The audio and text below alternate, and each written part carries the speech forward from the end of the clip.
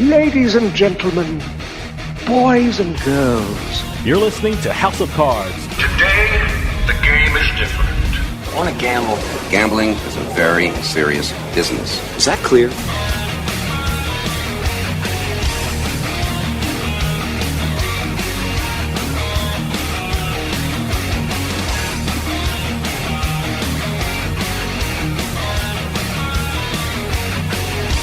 Welcome to House of Cards. Dave Weishuttle with you here, deep from the swamps of Jersey. We got a great show coming up for you. It's been a busy couple of weeks in the gambling world. Some incredible things are happening in the casino and sports betting industries in Illinois. Nationally, the numbers for the first quarter of 2022 are incredible, and a pretty influential person in the sports betting industry said some interesting things about the business recently. And there's even a new golf tournament that you may or may not be able to bet on. We're going to talk all about these topics with our guest this week. You've read his work on usbets.com, SportsHandle, and some of the other great sites from Better Collective, and of course you've heard him here on this show before. When we come back, we're talking with Chris Altruda, who's going to fill us in on what's going on in the gambling world. So stick around, we'll be right back with House of Cards.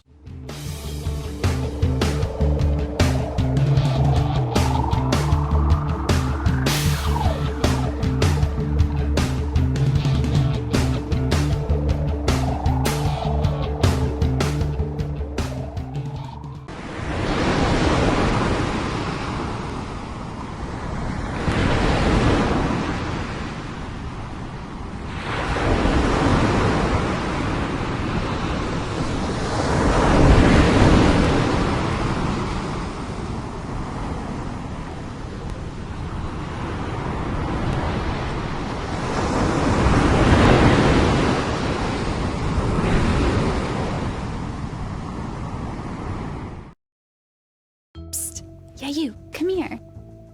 Haven't you heard? We don't need to hide anymore. Now, we can shop privately for adult products at adamandeve.com. They've got massage oils, lingerie, and lots more we can't mention here. Use offer code SPICE404. They'll give you 50% off almost any one item, 3 free DVDs, free mystery gift, and free shipping. That's 50% off, free shipping, and more. Private shopping starts at adamandeve.com. You're listening to House of Cards. I'm talking sick piles of money. I'm talking lay on your bed in your Vegas room, throw the money in the air, and dance as it showers down on you money. I'm talking frosted glass limo money. I'm talking big cowboy hat, silver turquoise buckle money. I'm talking gambling. I am in love with you.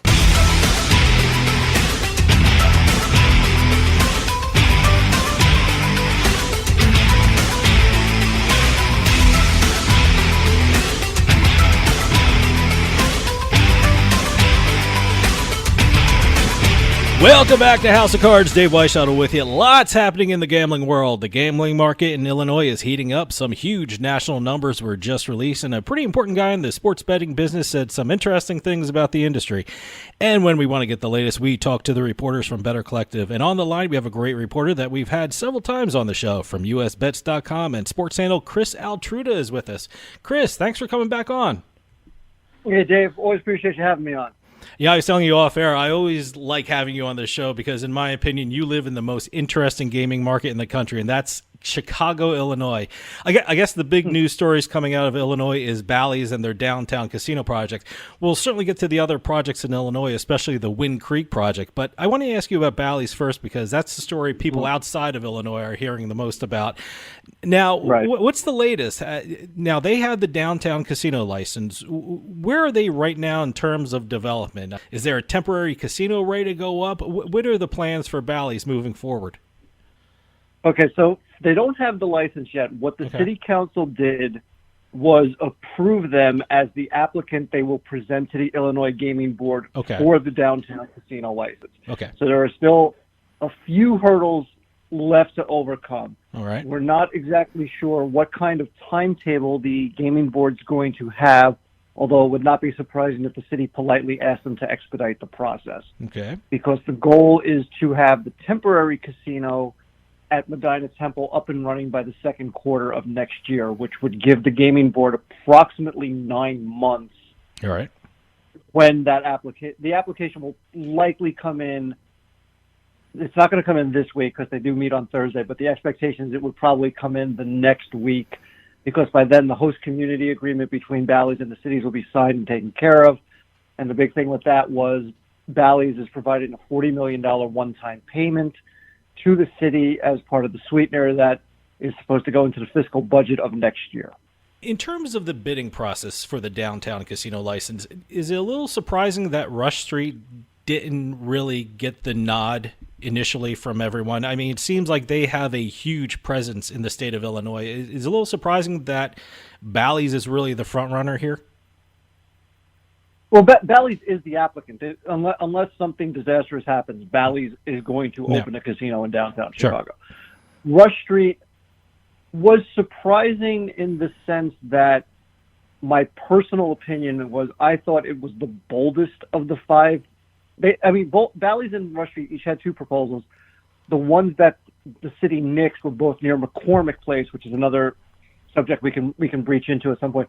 But I thought that the Rush Street project that was one of the three finalists was the boldest one in the sense you had a chance to create an entirely new neighborhood. Mm-hmm. And to do something like that in the third largest city in the country is something that, Mayor Lightfoot talked about, the casino being a once-in-a-generation project. Creating a new neighborhood sounds even more so.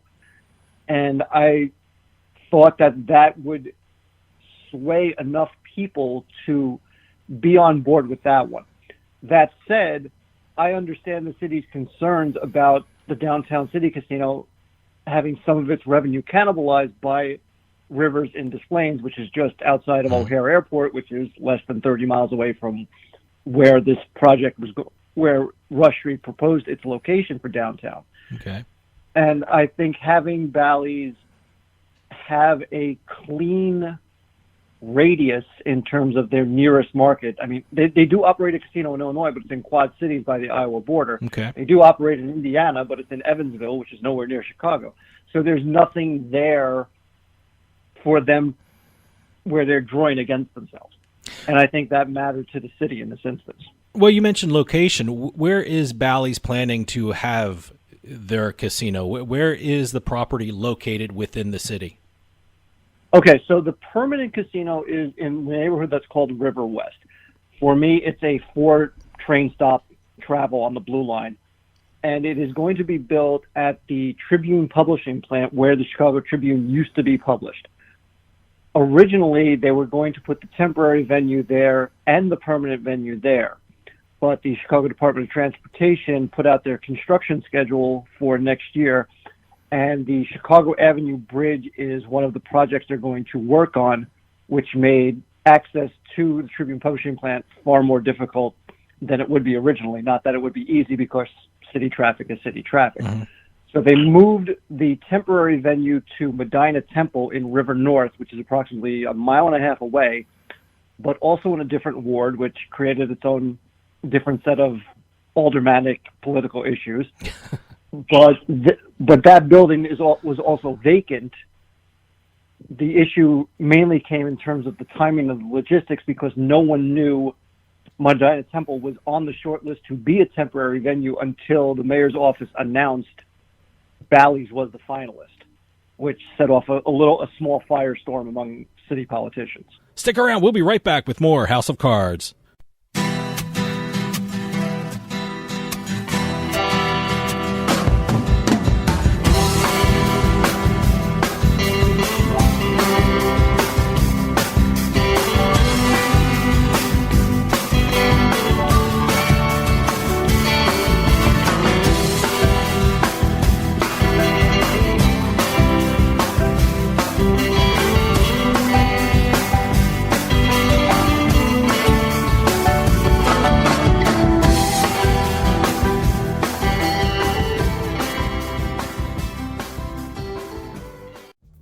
Drizzly makes it easy to shop a huge selection of beer, wine, and liquor from wherever I am. I just open the app, find what I want, and it's at my door in under 60 minutes. Drizzly. Ding dong, Drizzly. You're listening to the House of Cards. Whoa! I think we got a show. Oh, yeah, we got a show. We definitely got a show. Oh, yeah, there's a show. Hey, it's all about ratings, baby, and we got them.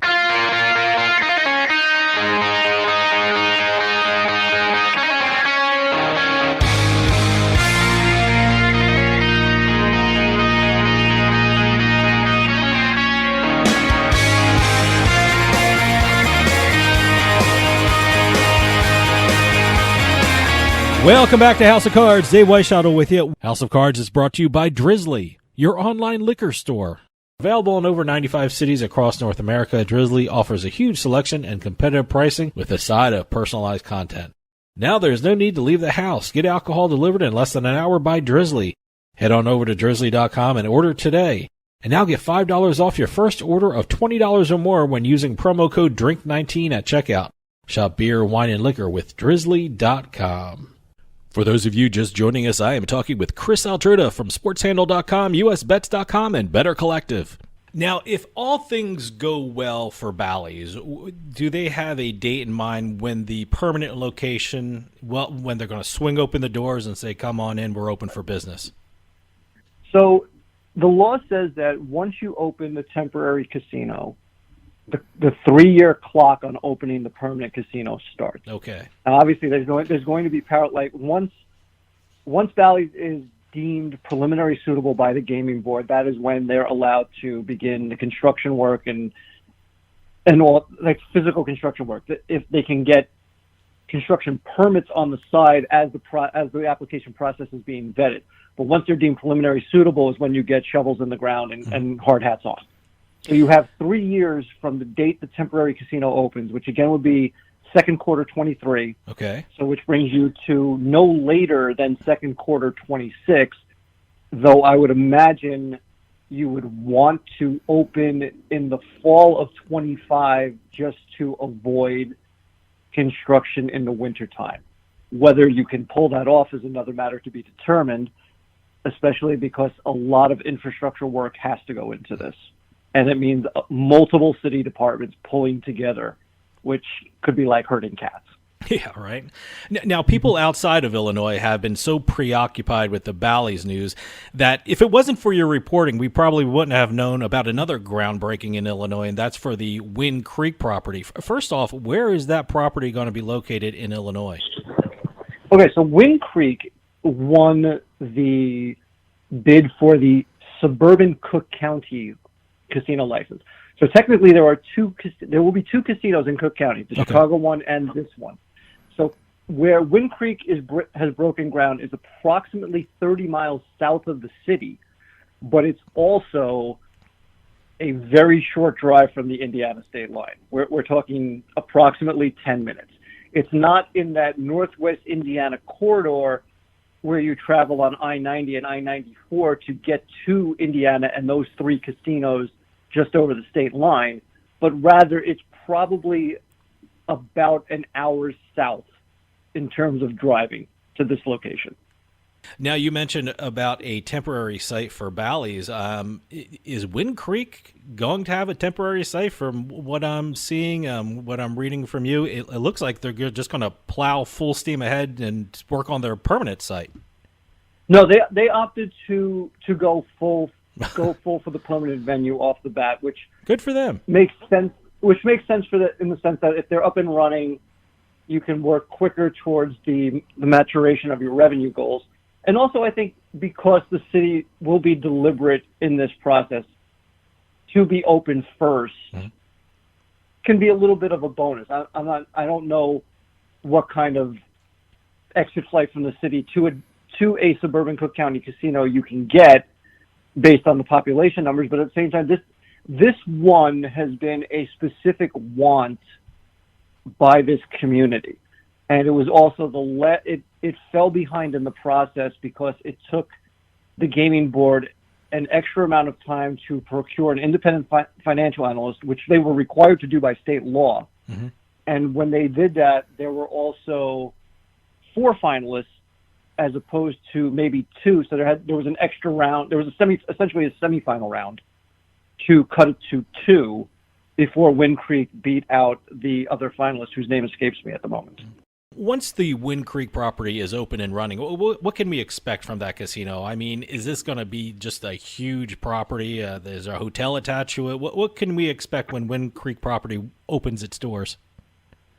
There will be a hotel attached to it. I think this one is going to be in 2 stages. The interesting thing out of all this was that Wind Creek pre-purchased the maximum 2,000 gaming positions allowed, which speaks to their confidence in the project. The opening will have approximately 1,400 of those positions available. An overwhelming majority of them will be slot machines.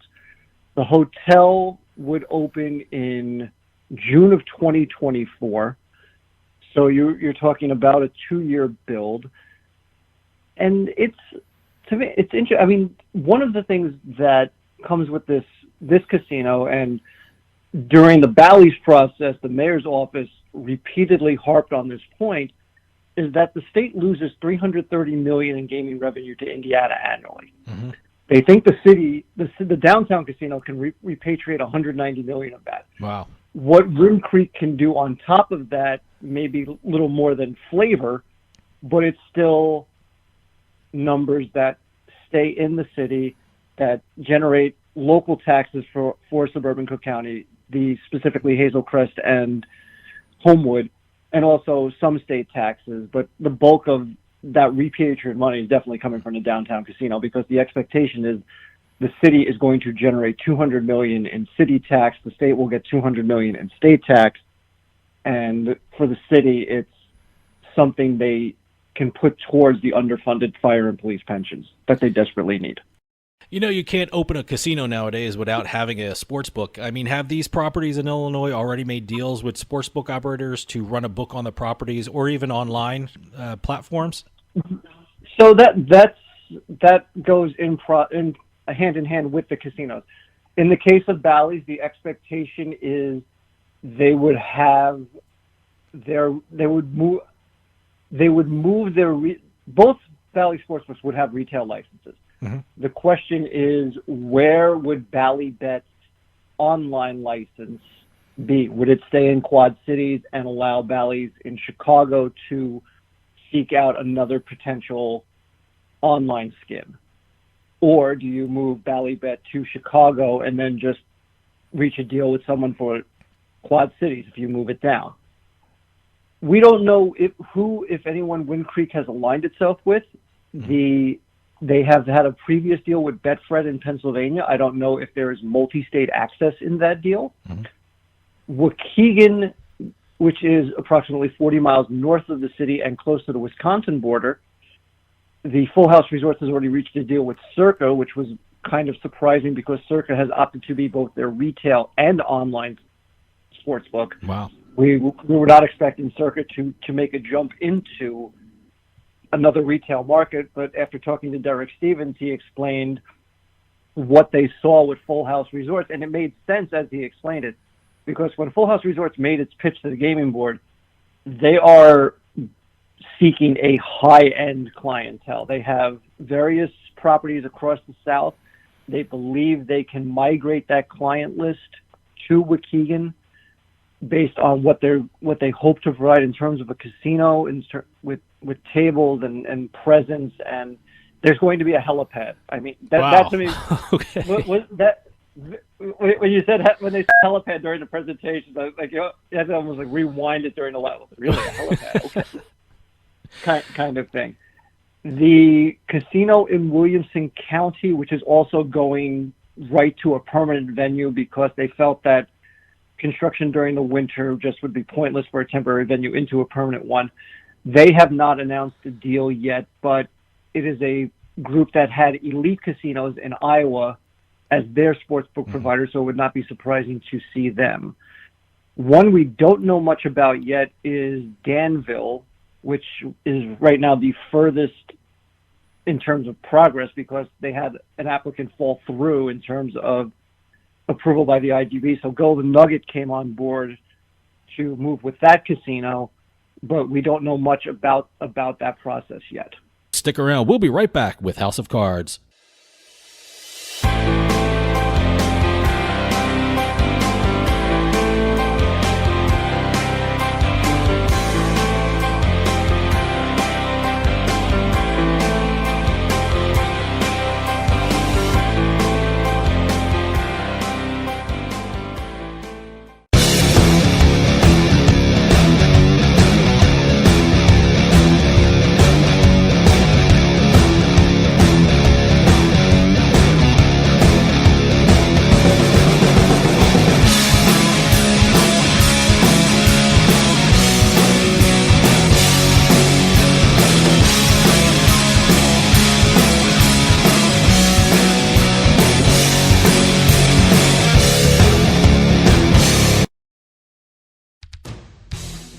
Hey, this is Dave Weishuttle from House of Cards with your House of Cards gaming report for the week of June 20th, 2022. The Maryland gaming industry had its second best month ever in terms of revenue. In the month of May, Maryland's 6 casinos generated almost $179 million in revenue. The amount is second only to the month of July in 2020 when Maryland's gaming industry generated over $180 million. As a result, the casinos generated over $73 million in tax revenue for the state. If you're traveling to Las Vegas for the 4th of July holiday, expect to pay more for your hotel room. According to a report from the Las Vegas Review-Journal, the average price of a hotel room in the city that weekend is $201.92, a 60% increase from last year. There are still some deals out there because out of 83 properties surveyed, 9 had room rates below $100. The lowest room rate found by the survey was $48 at the Days Inn Wild Wild West property. And finally, the World Poker Tour and Wynn Las Vegas are making some poker history. From December 12th to the 20th, the WPT Championship will have a guaranteed $15 million main event. That's the biggest guaranteed prize pool for a live poker tournament in history. Players could either pay the $10,400 entry fee or win a seat by playing online at Club WPT. I think I'll give online a shot first. Have any news or tips regarding casinos, gaming, or legislation? Send us an email at newsroom@houseofcardsradio.com and follow us on Twitter at HOC Radio.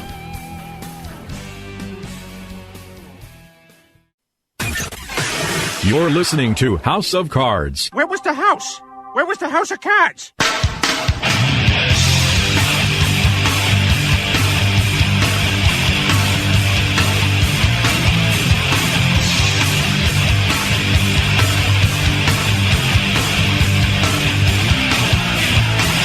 Welcome back to House of Cards. Dave Weishuttle with you. For those of you just joining us, I am talking with Chris Altruda from SportsHandle.com, USBets.com, and Better Collective. You know, speaking of sports betting, it's been a huge couple of months for Illinois sports betting. A lot of the national media focuses on New York, but give us a sense of how big the numbers have been in Illinois, especially in parlay betting, because you did some really excellent reporting on that. So Illinois is finally finding itself as this top 3 or top 4 market, depending on the month, depending on what's going on in terms of sports. They beat out Nevada for third in April. With almost 840 million. They had 970 million in March, almost a third of which came from the NCAA tournament. And I also want to give the IGB kudos for the fact they actually put the women's tournament breakout in their numbers, which was kind of nice. Wow, good. But the parlay betting in this state boggles my mind. There's really no other way to do it. And I get it. I also partake in it. Sure. I will do an occasional single game parlay, and to me, the single game parlay is in a way fun. You're essentially making a science experiment out of 10 different things that can happen. At the same time, you're turning that betting ticket often into a lottery ticket, which is why you get these holds that are just beyond. For example, this past month in April, the hold was 19.9%. In March, it was 15.8%. In November, which is when the books crushed the public nationwide, it was 26.6%. So you understand you're not going to stop people from doing it. They're going to do it. And credit to FanDuel. They have marketed a single game parlay better than any operator out there. Yeah. And they get a substantial amount of income from parlays in general. The gaming board does not break it out by single and regular parlays, but it is now at this point where FanDuel generates more than half its income from parlay revenue in Illinois. I was reading your reporting on that and about the parlay betting in Illinois. I was like, oh, my God, that's amazing. Then you threw that line in, well, New Jersey's not much better. I was like, oh, God, okay, I'm part of the problem. Right. but looking at these national numbers, I mean, they've been amazing for the first quarter of 2022. I mean, now, put this in perspective for us as a person who reports on the sports betting industry. I mean, how great were the numbers for the first quarter of 2022? It was unprecedented. It really was unprecedented. It was $27 billion in total handle nationwide. January you came close to 10 billion. You're at 9.8. February you have the 3 less days, so it backslides, but was still close to 8 billion. And then you had the NCAA tournament in March, and you got back above 9. So if September likely won't provide the first $10 billion handle only because there's 3 weeks of NFL action, but October has 5 weekends, so you're going to get that. So I think October will be the first month you see a $10 billion handle. I mean, I could be wrong, and people could, tune into the NFL in droves like they did last year because, again, the NFL now has a chance to refine, and its partners have a chance to refine their advertising in year 2 of being official partners. And the NFL drove handle hard last year, which is why you saw this explosive growth in the final 4 months of last year. There was a point before the pandemic where we all talk starry-eyed about a $5 billion monthly handle. And then you look at the last 4 months of 2021. September, $5.5 billion. October, $7.5 billion. November, $7.4 billion. December, $7.3 billion. Then New York comes online, and New York skews the number, rightfully so, because of its now mobile presence. And now you're talking $9 billion, $8 billion, $9 billion. And even in April, with Arizona still out there, but you can assume a minimum of $400 million handle, even with the backslide of April, and you're still going to be near $7.5 billion for April. So by that point, now you're almost at $35 billion for the first 4 months of the year. Well, you just mentioned 2 states I want to ask you about. First, you talked about driving handle. Are these national numbers reflecting how big of an impact New York had on sports betting industry when they launched in January? Is what we're seeing is New York's fingerprints all over these numbers? Yes. Oh, absolutely. We're at the point now, even as a live number right now, New York's overall handle accounts for 21% of the national handle, as in live, as in right this second. Well, you look at January, January's handle was 17%, February's handle 19%, March's handle 17%, April's handle 20%. Again, that's without Arizona, but you're seeing them contribute consistently 1/6 of the national handle. So yes, their fingerprints are all over it. You mentioned Arizona, too. The one surprising thing when I looked at Arizona's numbers, I saw in March that Arizona broke a state record, but the one thing that shocked me was 99% of those bets were made online. It was an amazing stat. I always thought New York and New Jersey had high levels of online betting because, you know what, we're cold weather states. We don't want to leave the house in January or February. But I'm surprised that Arizona had this high of an online betting market. Yeah, is online betting really driving these numbers as well? In the case of Arizona, it's more of a numbers game because there's only 2 retail sports books available. But you have remote registration, which is why you get the 99% handle. New York, you have the 4 commercial casinos. But even so, there you get the same lopsided percentage. You're at the point where it's. Let me do May as a quick example. It's 99.5% for May. Yeah. So if you have a large number of operators and a small amount of retail books, you will get that online percentage inching above 95 to 96 to 97 to 98 to 99. It's not surprising, especially in the case of Arizona with only 2 retail locations at this point. In terms of handle, what are the top states right now? Top states, it goes New York and New Jersey 1 and 2. Okay. Illinois and Nevada are now a little closer in terms of fighting for third, which is interesting because I'm somewhat convinced that Illinois will be the 4th state to crack $1 billion come October with that 5 weekends. So you have that. Colorado and Arizona are also markets that are in the top 10. Indiana stubbornly refuses to leave the top 10, which is very interesting. The Gonzaga of sports betting is Indiana at this point. Obviously you get the spring and summer swoon with baseball and not much going on there, but this is still a state that topped $500 million in January. You get Tennessee a little bit. They hover just outside the top 10. Michigan is in the top 10. Iowa kind of hovers around 11 and 12. Louisiana is the one that I'm curious to see come a full football season. They're another one hanging just outside the top 10. They're cracking 200 million consistently now that they have mobile. You're getting 230, 210. So whether or not a full college football season with LSU, a full pro season with New Orleans, what kind of impact that has, and whether or not it drives it higher to maybe 250 or 260. Virginia is another market that does well. It constantly hovers around 400 million per month. Mm-hmm. So there's no lack of numbers, pretty much. And one last wild card for this year will be if Maryland ever launches mobile, which, as someone on Twitter pointed out, they have essentially over-legislated themselves in a corner because they're being too deliberate. And apparently the governor sent a letter to the Gaming Commission there asking to speed up the process. Next year, you get Ohio, which rounds out the Rust Belt, and will have this super launch on January 1st if things continue to go according to plan. And it'll be similar to Michigan, but it will also be on a much grander scale based on the amount of licenses they project to offer. So they could be an instant top 10 entry.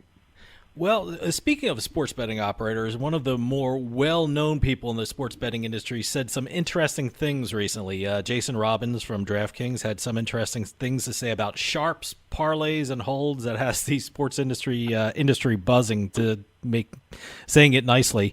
First off, what were his comments regarding sharps and the sports betting industry in general? I think most of what Jason, I think, was trying to point out is that it appears he wants DraftKings to run as a well-oiled sports betting business more than a sports book, which means you're a private company. You have, except in like Oregon and New Hampshire, where they're run by the state lottery, so you can't turn away anyone. But he wants it to be a business that maximizes profits, and it's understandable. That's part of what business is all about. So you limit the sharps, which kind of is a disservice in some respects because there are casual bettors who follow them. Yeah. And all of a sudden now maybe you're potentially limiting your market there. The issue I had was publicly coming out and saying you're going to target the single game parlay as part of your revenue generating business model. And I know part of that, it's the ugly truth being said because the parlay margins are substantially higher than the overall win margins. Mm-hmm. I just found it to be poor form to publicly promote an adversarial position against the betting public. I just didn't like it. And again, I get it. You're in this business to make money. You're not sitting here hoping that you're going to have a 5% hold when you have an opportunity to go above the industry standard of 7%. In fact, the only sportsbook I know that publicly says they are a low hold, high handle model is Circa, and they don't turn away high limit handle. They don't turn away high bet customers. But I just didn't like that he came right out and turned it against he just came out and said it in a way that just didn't sit well with me in terms of making the public, most of whom do this for fun. Sure. Now granted, people like us take it a little more seriously, but by and large, you have a large market segment who are doing these things for fun, and now you're taking that fun away from them, and whether or not you're driving them off remains to be seen. But it's just something that it doesn't look good from an optics standpoint. I think is what I'm trying to say. I just was not a fan of the way he presented it. I was asked that last week, and I said I think he said the quiet part out loud. So right, that's actually a better way of describing it. Yeah, I mean, look, if you put any executive of a sports book or a sports book operator in a room and say, you're off the record and I promise not to reveal your name, they're probably going to agree with everything Robin said. Right. No, absolutely. Yeah. Yeah, the one thing I guess concerned a lot of people, especially I'm sure you talk to a lot of sharp bettors as well. I mean, I've gotten a lot of horror stories from pro bettors saying they, sportsbook put limits on them, or if they wanted to bet a certain game for a certain amount of money, they were told to bet at a different odds that were posted. I mean, right. If you're a sharp bettor, do you have concern what was said, or are they realizing, you know what, it happens, it's part of the business, I just have to roll with it? Well, then it becomes an issue of access of who you want to bet with. Yeah. If you're a sharp and you're in a state that, I mean, granted, there are very few states now that have less than a substantial amount of options, but again, for argument's sake, if you're in New Hampshire and you're doing well, you only have DraftKings. Mm-hmm. You can't go to Massachusetts. You can go to Connecticut, where you have DraftKings, FanDuel, or BetRivers. Yeah. You only have 3 options. So, I just don't like publicly driving off bettors, whether they're recreational, whether they're sharp. Mm-hmm. And I think the other thing was and this came to light in Colorado with the Barstool incident, and I forget the person who did it, but he's part of VSIN, and that back and forth was troubling. Yeah. In some respects, in terms of what he alleges the sportsbook did, mm-hmm. and there's no reason to doubt him. At the same time, the Colorado Gaming Commission came back on the side of Barstool, which does raise the question of, is it impartial, or are you industry? There's a difference between industry friendly and impartiality, and whether or not that crossed the line. So it's something, again, that sharp bettors are going to look at, and they have every right to wonder whether or not they're valued customers, because at the end of the day, they're as much a customer as you are, as I am, and as the person placing their first bet. Okay, hold that thought. We're going to take a quick break. See you on the other side.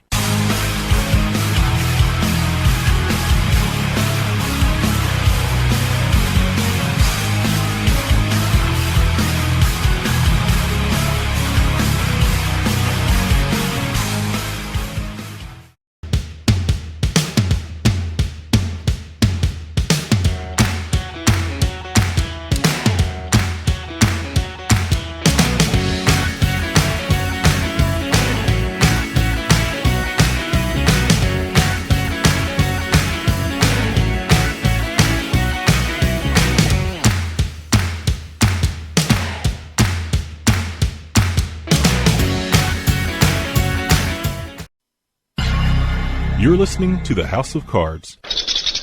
Why, you cheap crook, stealing a baby's bank. It's only a lend-lease. I figured to bet on the 50 to 1 shot and double the baby's money. Why, you imbecile. Why don't you pick 100 to 1 shot and triple it? Oh, okay.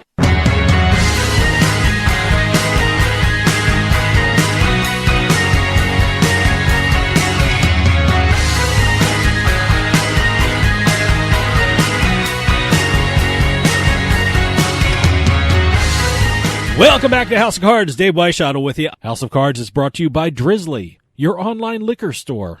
Available in over 95 cities across North America, Drizzly offers a huge selection and competitive pricing with a side of personalized content. Now there's no need to leave the house. Get alcohol delivered in less than an hour by Drizzly.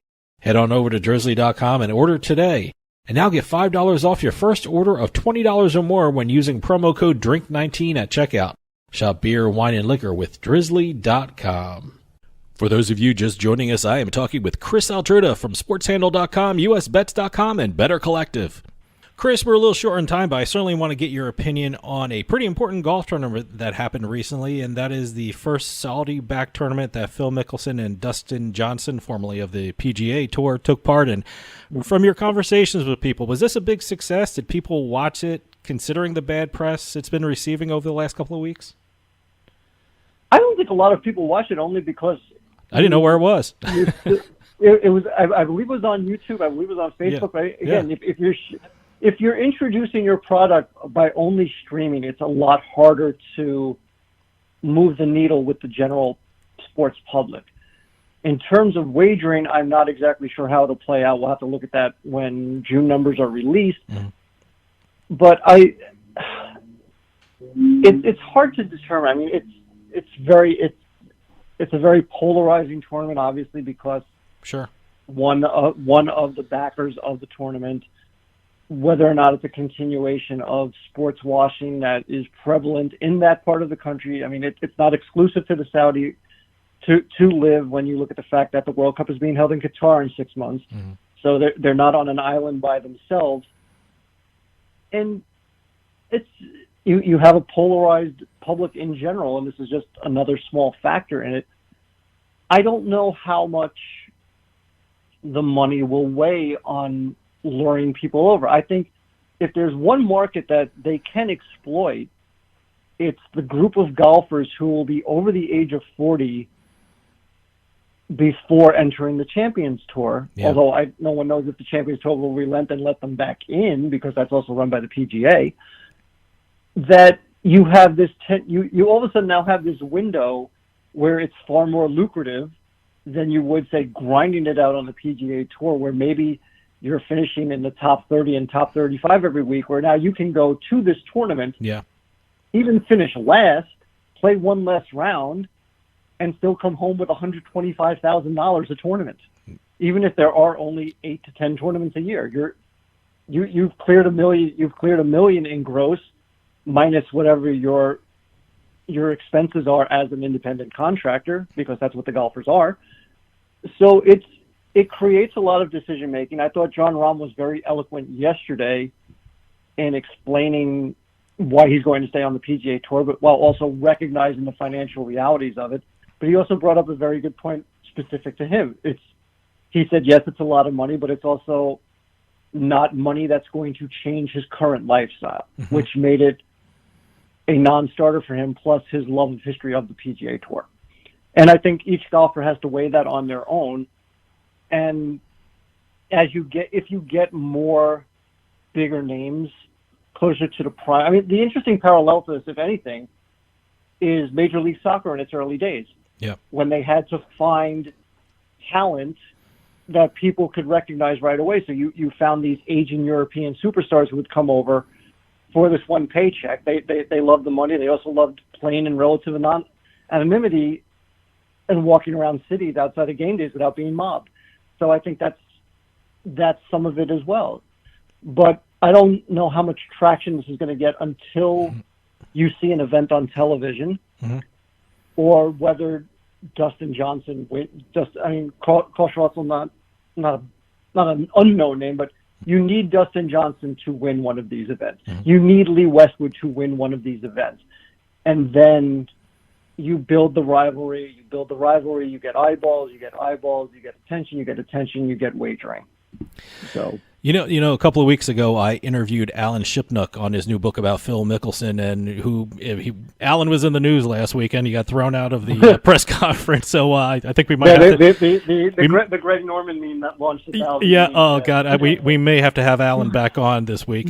And one of the things Mickelson told Shipnuck was he joined the Saudi Golf League because he wants to force the PGA Tour to make some changes. Do you think the PGA Tour will change because of this new league?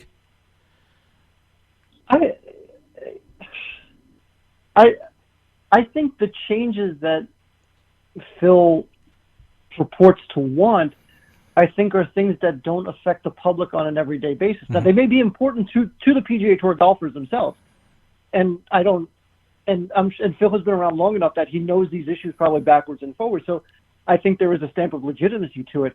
But I also don't think it's something where the PGA Tour has ruled it with such an iron fist that it's not approachable by the players.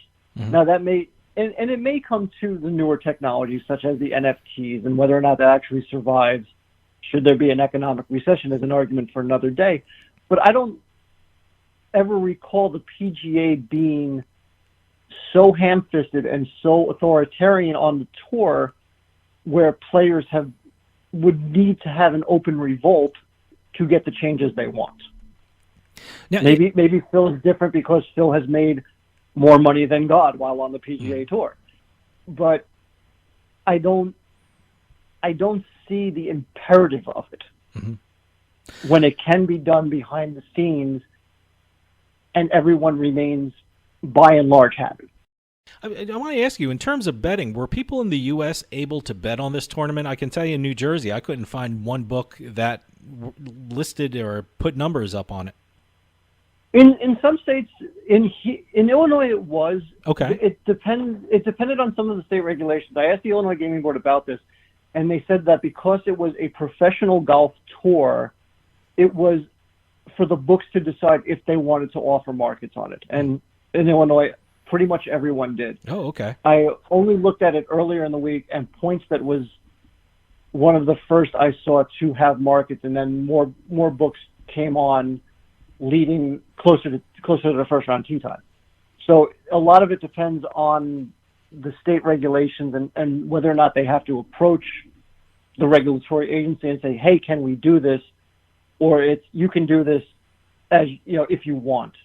So whether or not that extra layer could have mattered on a state-by-state basis. Chris, we're running out of time, but can you give out a website where people can read your articles and give out your social media address so people can follow what you're up to? Sure. The two big websites that Better Collective runs that I write for are SportsHandle.com and USBets.com. SportsHandle is more for sports betting news, and USBets is more for casino news. My Twitter handle is Altruda73, ALTRUDA, the number 73. It is an absolute mess of state-by-state revenue numbers, so if you see about 40 straight tweets of different states and figures as opposed to actual words, don't be alarmed. It's just what I do. Chris Altruda from USBets.com, SportsHandle, and Better Collective, thanks so much for coming on. As always, you have the latest in what's going on in the gambling world around the country. Come back soon. I know Illinois is certainly going to have some interesting gambling stories coming out because they always do. So thanks for your time. Yes. Dave, always a pleasure, and thanks for having me on again. Stick around. We'll be right back with more House of Cards. Well, that'll do it for us this week. We'll talk to you later on House of Cards.